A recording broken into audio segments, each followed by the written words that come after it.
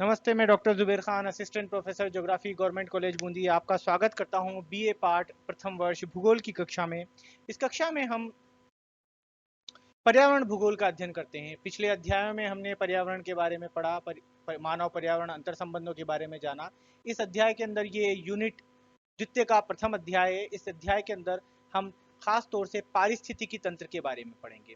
सबसे पहले हम पारिस्थितिकी तंत्र के अर्थ को समझेंगे, उसकी परिभाषा के बारे में पढ़ेंगे, फिर पारिस्थितिकी तंत्र के प्रकार के बारे में पढ़ेंगे और अगले अध्यायों में हम पारिस्थितिकी तंत्र का विस्तृत रूप से अध्ययन करते चले जाएंगे।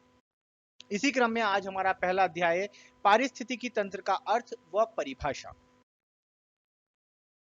संपूर्ण पृथ्वी अर्थात जल, स्थल एवं वायुमंडल पर अनेक प्रकार के पादप व प्राणी पाए जाते हैं। सभी जीव परस्पर एक दूसरे को प्रभावित करने के साथ ही अपने चारों ओर के पर्यावरण के साथ भी अनोन्य क्रियाएं करते हैं।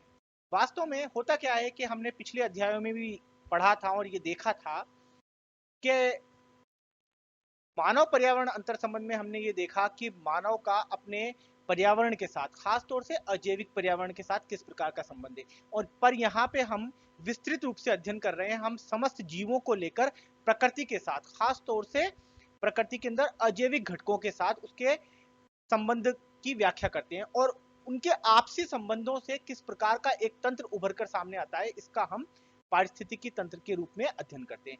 अब वास्तव में होता क्या है, जैसे कि बताया गया है कि स्थल, जल, चाहे वायुमंडल, ये तीनों ऐसे मंडल हैं जो अजैविक घटक है, अजैविक रूप से हैं, प्रकृति के अजैविक तत्वों से निर्मित घटक हैं। चाहे वो स्थल मंडल हो, चाहे वो जलमंडल हो, चाहे वो वायुमंडल हो। पर इन तीनों मंडलों में ही, चाहे वो स्थल मंडल के क्षेत्र में हो, जलमंडल के क्षेत्र में हो और वायुमंडल के क्षेत्र में हो, विभिन्न प्रकार के जीवों का आवास पाया जाता है। चाहे वो जलीय जीव हो, चाहे वो स्थलीय जीव हो, और कुछ बहुत ही सूक्ष्म प्रकार के जीव जो वायु में विलगित अवस्था में भी पाए जाते हैं और वायु में निवास करते हैं, उस समस्त क्षेत्र को हम जैवमंडल के नाम से जाते हैं। अर्थात स्थल मंडल, जलमंडल व वायुमंडल का एक ऐसा क्षेत्र या ऐसा मंडल जहां तक कि जीवों का विस्तार पाया जाता है, उसे हम जैवमंडल की संज्ञा देते हैं। तो वास्तव में जैवमंडल एक वृहत पारिस्थितिकी तंत्र के रूप में कार्य करता है। अब जैसा कि इन तीन पंक्तियों से हम समझते हैं कि पृथ्वी पर ऐसा क्षेत्र जहां पर विभिन्न प्रकार के जीव निवास करते हैं, वो जीव अपने चारों ओर के पर्यावरण या वातावरण के साथ अनोन्य क्रियाएं करते हैं। अनोन्य क्रियाओं का तात्पर्य इंटरेक्शन से है, अर्थात वो अजैविक पर्यावरण, उनके चारों ओर जो वातावरण पाया जाता है या विभिन्न प्रकार के अजैविक तत्व पाए जाते हैं, वो उन समस्त जीवों को प्रभावित करते हैं और साथ में वो समस्त जीव भी उसको प्रभावित करते हैं। तो एक दूसरे को प्रभावित करने की ये अंतःक्रिया अनन्य क्रिया कहलाती है और इससे एक तंत्र का निर्माण होता है जिसे हम पारिस्थितिकी तंत्र या इकोसिस्टम के नाम से जानते हैं। चलिए इस विषय पर हम आगे बढ़ते हैं और विस्तृत रूप से देखते हैं। किसी भी क्षेत्र में पाए जाने वाले जीव समुदाय और पर्यावरण के कारक संरचना एवं कार्य की दृष्टि से एक तंत्र के रूप में कार्य करते हैं, जिसे पारिस्थितिकी तंत्र कहते हैं। किसी भी क्षेत्र में पाए जाने वाले जीव समुदाय से तात्पर्य है सभी सजीवों से। अब सभी सजीवों के अंदर विभिन्न प्रकार के जीव जो गति करते हैं और विभिन्न प्रकार के वनस्पति जीव, वनस्पति भी सजीवों के अंदर सम्मिलित किए जाते हैं। तो विभिन्न प्रकार के वनस्पतिक और जैविक समूह को हम उस क्षेत्र विशेष का जीव समुदाय कहते हैं। वो जीव समुदाय अपने चारों ओर पाए जाने वाला पर्यावरण, खास तौर से अजैविक पर्यावरण, पर्यावरण के अजैविक घटक, जिसके अंदर हम कैसी बात करेंगे, चाहे वो स्थल मंडल के घटक हो, चाहे वो जल मंडल के घटक हो, चाहे वो वायुमंडल के घटक हो, वो आपस में मिलकर एक तंत्र का निर्माण करते हैं और एक दूसरे को प्रभावित करते हुए एक सुचारू रूप से चलने वाली प्रक्रिया का निर्माण करते हैं और इस सुचारू रूप से चलने वाली प्रक्रिया को हम तंत्र कहते हैं और क्षेत्र विशेष के तंत्र को हम पारिस्थितिकी तंत्र के नाम से जानते हैं। पारिस्थितिकी तंत्र या इकोसिस्टम शब्द का सर्वप्रथम प्रयोग अंग्रेज पारिस्थितिकीविद A.G. टांसले ने 1935 में किया, किंतु इस विचारधारा का अस्तित्व काफी पुराना है। वास्तव में जब हम बात करते हैं पारिस्थितिकी तंत्र, तो पारिस्थितिकी जो तंत्र है वो अंग्रेजी भाषा के इकोसिस्टम शब्द से निकलकर बना है। ये इकोसिस्टम शब्द लेटिन भाषा के ओइकोस और सिस्टम से मिलकर बना है। ओइकोस का तात्पर्य होता है हैबिटेट, और हैबिटेट को हम हिंदी में कहते हैं पर्यावास या आवास। ऐसा क्षेत्र जहां पे हम निवास करते हैं वो हमारा पर्यावास कहलाता है और सिस्टम है उसका तंत्र, अर्थात हमारे निवास स्थान व उसके आसपास के जो वातावरण है उसके साथ हमारा किस प्रकार का तंत्र है, इसे हम इकोसिस्टम या पारिस्थितिकी तंत्र के रूप में व्याख्या करते हैं। पारिस्थितिकी तंत्र को अनेक विद्वानों ने परिभाषित किया। उनमें से कुछ विद्वानों की परिभाषाएं निम्न प्रकार हैं। वातावरण के सभी जैविक और अजैविक कारकों के एकीकरण के फलस्वरूप निर्मित तंत्र को पारिस्थितिकी तंत्र कहा जाता है। एजी टांसले, जिन्होंने सबसे पहले पारिस्थितिकी तंत्र शब्द दिया 1935 में, उन्होंने पारिस्थितिकी तंत्र की जो परिभाषा दी वो ये कहा कि वातावरण के जैविक व अजैविक कारकों के एकीकरण के फलस्वरूप जो तंत्र निर्मित होता है उसे हम पारिस्थितिकी तंत्र कहते हैं। अब वातावरण कहें या पर्यावरण कहें, एक ही बात है। यहाँ पर कई जगह आपको वातावरण शब्द कहने को मिलेगा, कई जगह आपको पर्यावरण के रूप में ये शब्द कहने को मिलेगा। तो हम बात करते हैं कि वातावरण के जैविक घटक है। जैविक घटक वो सभी घटक जिनके अंदर सजीवों के गुण पाए जाते हैं। अब सजीवों के क्या क्या गुण होते हैं? श्वसन करना, उत्सर्जन करना, प्रजनन करना और वृद्धि करना। ये 4 गुण सजीवों में पाए जाते हैं। श्वसन करना, सभी सजीवों को जीवित रहने के लिए श्वसन क्रिया करनी होती है। सभी सजीव श्वसन करते हैं। उत्सर्जन करना, उत्सर्जन के बाद जो भी हम अंदर इनटेक करते हैं, हमारी बॉडी के अंदर लेते हैं, चाहे हम मुख से लें, चाहे हम श्वास के रूप में रहे, उसका पुनः उत्सर्जन करते हैं। चाहे हम श्वास के रूप में उत्सर्जन करें या मलमूत्र के रूप में उत्सर्जन करें या विभिन्न प्रकार से उत्सर्जन करें, वो उत्सर्जन की क्रिया में आता है। तीसरा होता है प्रजनन करना। सभी प्रकार के सजीव, चाहे वो वनस्पतिक प्रकार के हों, पेड़ पौधे हों या विभिन्न प्रकार के जीव हों, एक कोशिकीय से लेके मानव तक, सभी जीव संतानोत्पत्ति कर अपने वंश का विस्तार करते हैं। इसे प्रजनन की क्रिया के अंदर रखा जाता है। और तीसरी जो चौथा विशेषता होती है सजीवों की, वो वृद्धि करना। वृद्धि करने से तात्पर्य है कि जिस प्रकार एक छोटे से बीज से एक विशालकाय वृक्ष का निर्माण हो जाता है, एक छोटा सा अबोध शिशु बड़ा होकर एक परिपूर्ण जीव बन जाता है, तो ये वृद्धि होती है, जीव की एक वृद्धि होती है। और फिर उसके बाद उसके अंदर धीरे धीरे ढलाव आता है और अंततः अपने जीवन काल को पूरा करके वह मृत्यु पर्यंत समाप्त हो जाता है। तो ये एक प्रक्रिया चलती है पूरे सजीवों के अंदर, जो उनका जीवन काल के नाम से जानी जाती है। एक छोटे से जीव से लेके वो बड़ा होता है, वृद्धि करता है, अपनी चरम अवस्था पे पहुंचता है, फिर वृद्धावस्था में जाता है और फिर वो मृत हो जाता है और अपने जीवन काल को पूरा करता है। तो सजीवों की ये प्रक्रिया है। तो सजीवों के गुण आपको पता होना चाहिए। श्वसन है, उत्सर्जन है, प्रजनन है, वृद्धि है। खासतौर से आप यहाँ पे इस बात का ध्यान रखें, कई बार हम वृद्धि को गति से समझ लेते हैं। तो ऐसा नहीं है कि पेड़ पौधे गति नहीं करते तो वो सजीव नहीं है, नहीं, यहाँ गति नहीं है, यहाँ तात्पर्य वृद्धि से, ग्रोथ से, कि वो किस तरह आगे बढ़ रहा है। यहाँ पे वृद्धि और गति में आप विशेष रूप से अंतर ध्यान में रखें। कई बार कंफ्यूजन पैदा हो जाता है इस चीज को लेके, तो आप ध्यान रखें कि एजी टांसले जो ये कहते हैं, एजी टांसले ये कहते हैं कि वातावरण के विभिन्न प्रकार के अजैविक घटक और वातावरण के विभिन्न प्रकार के जैविक घटक आपस में जो अंतःक्रियाएं करते हैं, उनकी अंतःक्रियाओं से बनने वाले तंत्र को हम पारिस्थितिकी तंत्र के नाम से जानते हैं। अब आप बात करेंगे वातावरण के अजैविक घटक।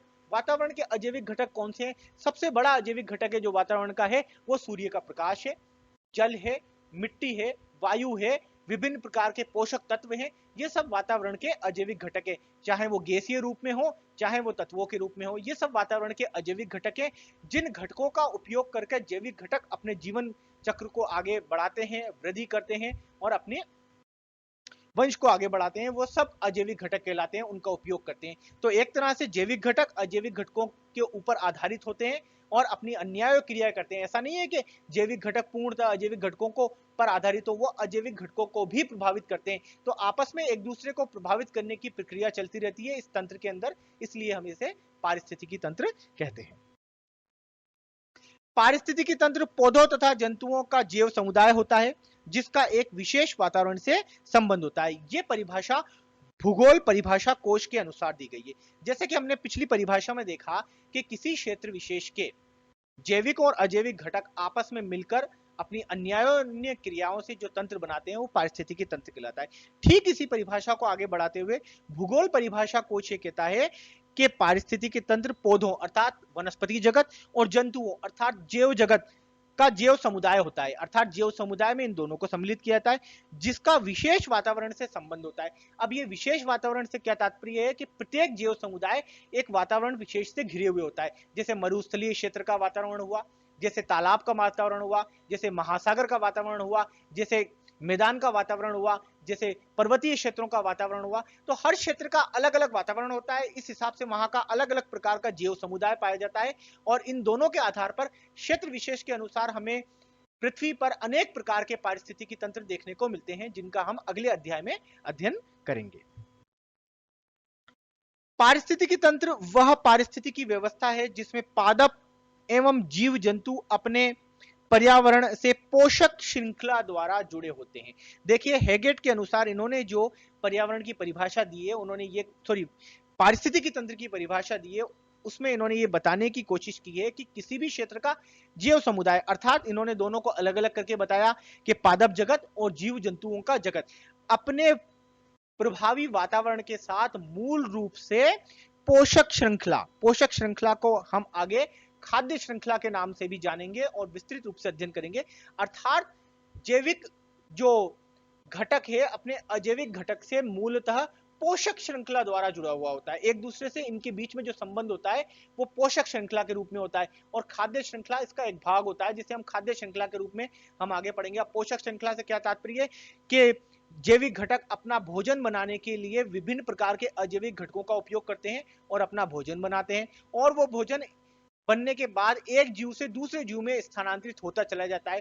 भोजन स्थानांतरण की प्रक्रिया में वास्तव में जो स्थानांतरित होते हैं तत्व वो अजैविक घटकों के ही तत्व होते हैं अंततः, और जब प्रत्येक जीव की मृत्यु हो जाती है तो उसकी मृत्यु के पश्चात, उसके विघटन और वियोजन के पश्चात ये अजैविक घटक वापस वातावरण में मिल जाते हैं और एक चक्रीय प्रक्रिया को जन्म देते हैं, जिससे संपूर्ण पारिस्थितिकी तंत्र के अंदर संचालन की व्यवस्था बनी रहती है और पारिस्थितिकी तंत्र चलता रहता है। इस परिभाषा को काफी विस्तृत रूप से समझाने की कोशिश की है पीटर हेगेट ने।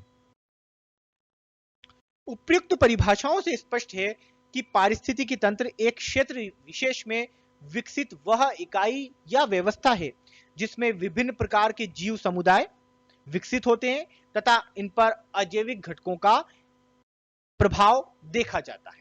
पूर्णतः नियंत्रण नहीं होता पर इस पर प्रभाव देखा जाता है।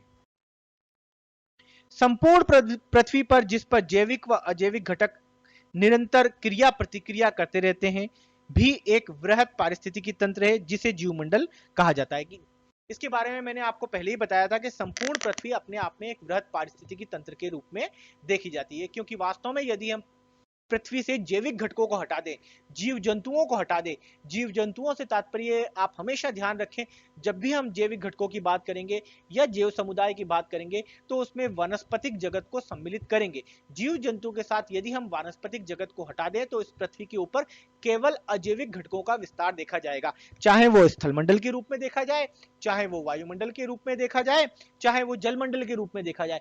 पर जहां कहीं भी जीव निवास करते हैं उस संपूर्ण क्षेत्र के अंदर एक नए मंडल का विस्तार होता है जिसे हम जैव मंडल कहते हैं। जैव मंडल का विस्तार किसी एक मंडल पर नहीं देखा जाता, इसका कुछ भाग जलमंडल में होता है, कुछ भाग स्थल मंडल में होता है और कुछ भाग वायुमंडल में होता है। तो जिन क्षेत्रों में अजैविक घटकों के साथ जैविक घटक पाए जाते हैं अर्थात जीव समुदाय पाया जाता है, या दूसरे शब्दों में मैं कहूं कि जिन क्षेत्रों में जैव मंडल का विस्तार पाया जाता है वो वास्तव में संपूर्ण पृथ्वी का जैव मंडल अपने आप में ये एक वृहत पारिस्थितिकी तंत्र के रूप में कार्य करता है। अब जैव मंडल स्वरूपी वृहत पारिस्थितिकी तंत्र में क्षेत्र विशेष के अनुसार विभिन्न प्रकार के पारिस्थितिकी तंत्र पाए जाते हैं। जैसे मैदान घास पारिस्थितिकी तंत्र पाया जाता है जो कि खास तौर से घास मैदान के क्षेत्रों में देखा जाता है। मरुस्थलीय पारिस्थितिकी तंत्र पाया जाता है जो कि खास तौर से मरुस्थलीय क्षेत्रों में देखा जाता है। महासागरीय पारिस्थितिकी तंत्र महासागरीय क्षेत्रों में पाया जाता है। और एक सबसे छोटे एक इकाई के रूप में यदि हम एक संगठित इकाई के रूप में सबसे छोटे पारिस्थितिकी तंत्र की कल्पना करके देखना चाहें तो तालाब पारिस्थितिकी तंत्र के रूप में करके देख सकते हैं कि एक छोटे से तालाब विशेष के अंदर वहां का अपना एक विशेष पारिस्थितिकी तंत्र पाया जाता है जो कि उस तालाब विशेष में मिलने वाले या उसके आसपास के मिलने वाले अजैविक घटकों के साथ वहां पे मिलने वाले जीवों की अन्योन्य क्रियाओं से उत्पन्न होता है। तो वास्तव में इस अध्याय में हम ये देख चुके हैं कि पारिस्थितिकी तंत्र का अर्थ किसी भी क्षेत्र विशेष के अजैविक घटकों और उस क्षेत्र के जैविक घटकों के मध्य अनन्य क्रियाओं से उत्पन्न होने वाले तंत्र से होता है, जिसमें अजैविक घटक जैविक घटकों को प्रभावित करते हैं और जैविक घटक अजैविक घटकों को प्रभावित करते हैं और दोनों की अंत्य क्रियाओं से वहां एक तंत्र का विकास होता है और तंत्र निरंतर चलता रहता है। इसे हम पारिस्थितिकी तंत्र कहते हैं। धन्यवाद, ये वीडियो आपने अंत तक देखा। अगले अध्याय में हम नए वीडियो के साथ जल्द ही मिलेंगे।